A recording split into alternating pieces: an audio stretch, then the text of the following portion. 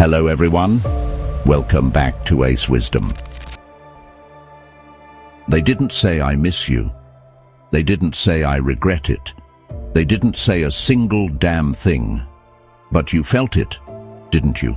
That moment of hesitation in their silence, that flicker in their eyes when they saw you weren't broken. The way their "I'm fine" suddenly felt more like a question than a statement.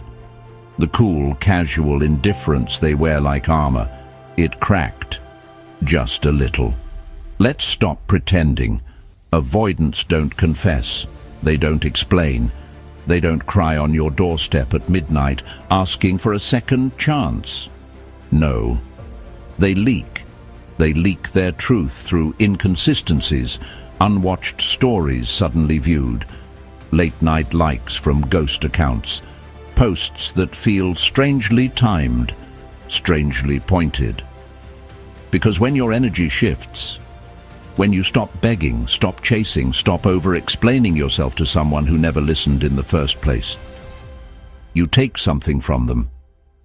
Not just your presence. You take their control. And for someone with an avoidant attachment style, that's terrifying, because the entire dynamic was built on one unspoken contract. I will keep you uncertain, and you will keep proving your love. But when you stop performing, when you go silent, when you no longer respond to breadcrumbs, indirect posts, or empty check-ins, you don't just leave, you disrupt the pattern. And patterns are how avoidants survive. Welcome to week 2 of volume 4, and if you've made it through episodes 1 to 8 so far, I just want to say thank you. You're not just consuming content, you're healing out loud. You're breaking generational cycles of silence and self-abandonment. This isn't some cute little heartbreak series. This is emotional warfare, and you're learning how to win without ever lifting a finger. And if you're just joining us now, strap in. Because this episode, it's not about what they said. It's about what they'll never say, but feel so deeply it haunts them at night. We're about to pull back the curtain on the 3 things your avoidant ex is hiding behind that poker face. The words they choke on. The shame they bury beneath sarcasm, distraction, and dating apps. And make no mistake, the silence doesn't mean peace, it means panic. Marcus Aurelius once said, "The soul becomes dyed with the color of its thoughts." So let me ask you, if their soul had a color right now, would it be calm gray, or would it be bleeding red, pulsing with everything they swore they'd never feel again? Because here's the inconvenient truth. Your avoidant ex will never post on Instagram. They thought your silence was a phase. They thought your strength was temporary. They thought if they waited long enough, you'd cave first. But you didn't. You got quiet, and then you got powerful. Now they're stuck in a cycle of silent regrets, watching your stories through burner accounts, scrolling your feed at 2 a.m. with a lump in their throat, rewriting the past to make it your fault. Because facing the truth would mean admitting they let go of something real. And still, they say nothing. Because to say something would be to face something even more terrifying than vulnerability. Accountability. Avoidants don't deal in direct hits. They're not boxers. They're snipers. They ghost. They breadcrumb. They hint. They withdraw. But sit across from you now, grounded, healed, unmoved, and say, "I was scared. I pushed you away. I thought I had time." They can't. Not yet. But just because they won't say it, doesn't mean they don't feel it. And this episode, this is where we uncover the 3 brutal truths they're hiding behind that calculated silence. Each one will hit like a glitch in the system. An emotional error code they can't suppress anymore. And if you've ever wondered, do they even care? By the time we get to point 3, you'll have your answer. So, before we dive in, here's your power move. Hit subscribe, because Volume 4 isn't just content, it's closure through clarity. Tap that.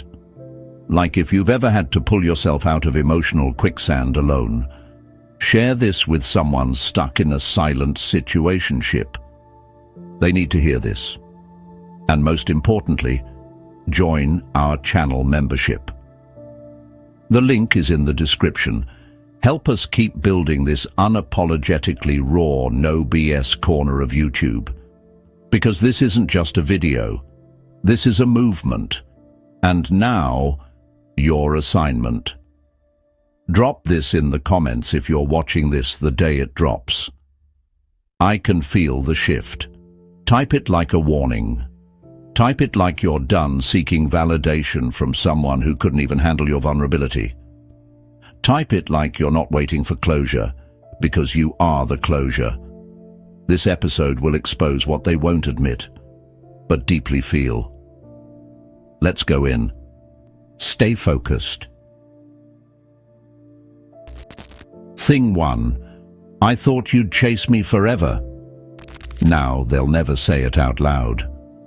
But the first truth haunting your avoidant ex, the one they bury behind passive silence and, that smug detachment, is this: I thought you'd chase me forever. Go ahead and read that again. Not hope, not wonder, not wish. They expected it. Because for the longest time you did. You were the consistent one, the emotionally available one, the one who reached out when they pulled away, the one who tried to fix it when they grew cold, the one who held the rope while they kept cutting it. You made excuses for their shutdowns. You softened your truth to protect their comfort. You showed up, even when they didn't. So, whether they said it or not, they built a story in their mind. You'll always come back. They'll never leave. I can pull away and they'll still show up. It wasn't malicious, it was strategic survival. Because avoidants don't regulate through connection, they regulate through distance. And the more you proved your loyalty, your desire, your heart, the more they relied on your pursuit to protect their illusion of power. But here's where the script flipped. You stopped. You stopped initiating. You stopped trying to decode the cold messages. You stopped rehearsing your worth in their inbox.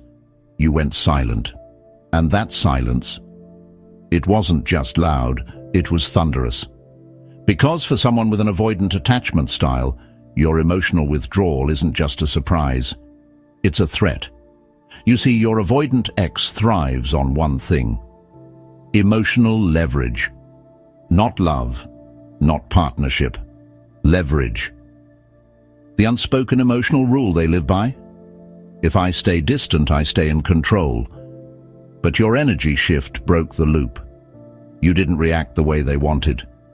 You didn't run after them when they sent that vague hope you're good text. You didn't take the bait when they liked an old post at 2:31 in the morning. Instead, you stayed still. You stayed grounded. You stayed gone. And now, they're confused, disoriented, low-key spiraling behind the scenes, even if their face says unbothered. Because what happens when the person they emotionally trained to chase no longer plays the game? They panic, but instead of showing that panic, they do what avoidants do best. They mask it. They deflect.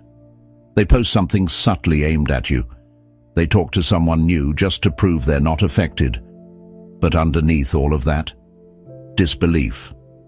I thought I had more time. I thought they still cared. I thought they'd check in by now. They thought your heart was for sale, that your love was on layaway, that you'd be waiting with open arms when they figured themselves out. But here's the thing they'll never say. They underestimated you. They mistook your patience for weakness, your compassion for dependence, your silence for a pause. But it wasn't a pause. It was a pivot.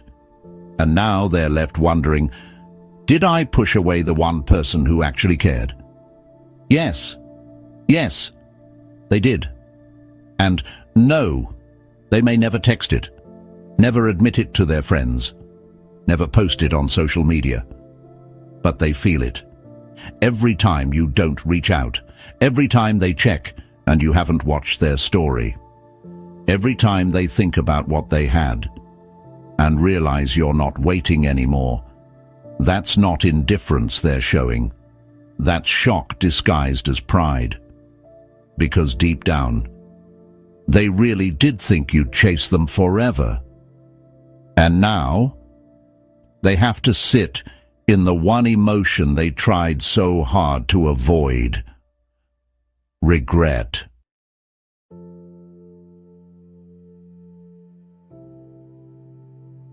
Thing 2. I know I made you feel unlovable. They'll never say these words out loud, but deep down in the quietest corners of their guilt, they know it. I made you feel unlovable. And not by accident, not just once, not in a moment of chaos, but over and over again.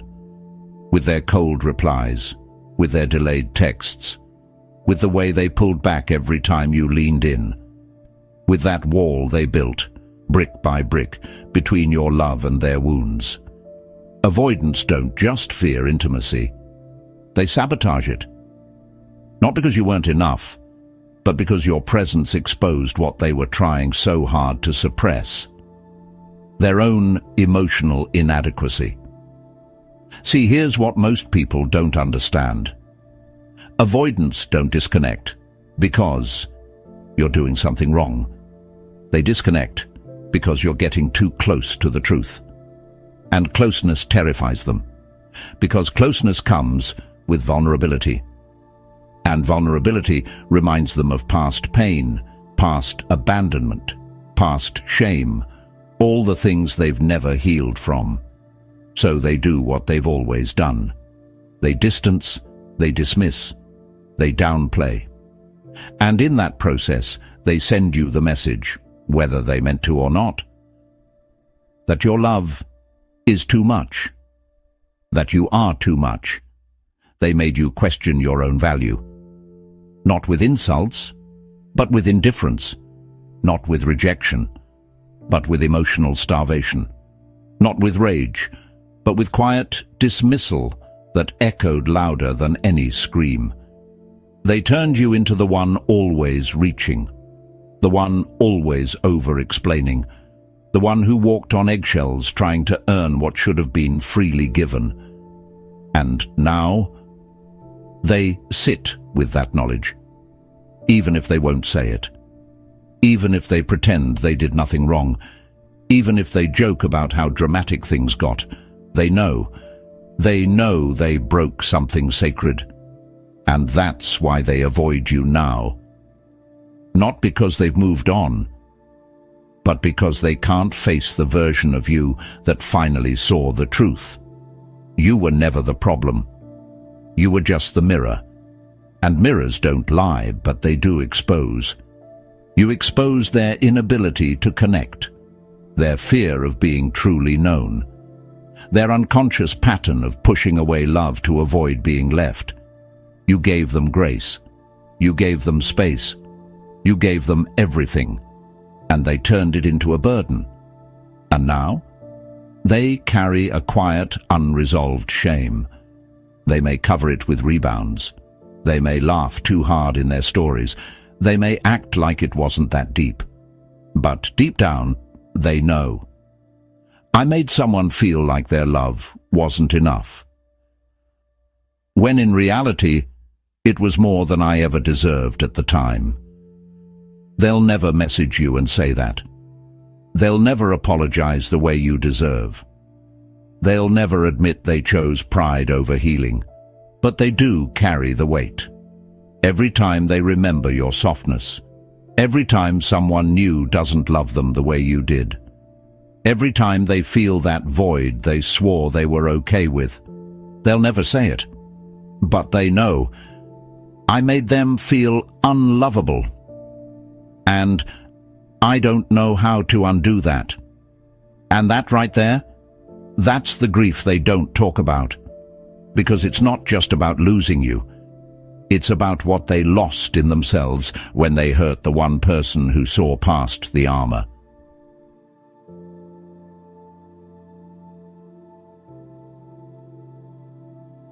Thing 3. I'm scared you'll never want me again. They'll never say this to your face, but behind all the silence, detachment, and I'm fine performances, they're haunted by one terrifying thought. What if they've outgrown me? What if they'll never want me again? See, avoidants are masters at acting unbothered. They'll disappear and pretend it's peace. They'll ignore you and call it strength. They'll post filtered photos and fake quotes about healing and moving on. But behind the scenes, there's a fear they don't know how to process. Because here's the truth. Avoidants don't push people away because they're confident. They push people away because they feel unworthy of being chosen consistently.